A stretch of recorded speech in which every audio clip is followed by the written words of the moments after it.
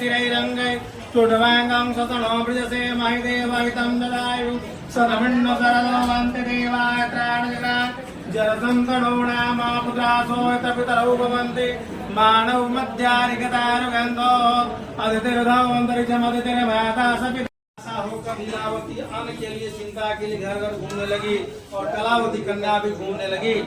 एक दिन रात को दुखी कलावती एक ब्राह्मण घर में गई। वहाँ सत्यनारायण भगवान का व्रत हो रहा था।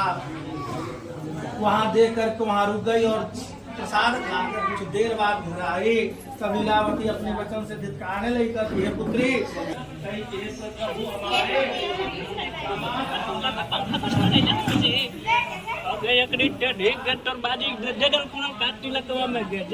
कुछ दिन कौन गए ऐसे ही खाली तोरा बीड़ा कर दे कौन गए हजी तमर बाजी के भरोसे कहां न छे और कुछ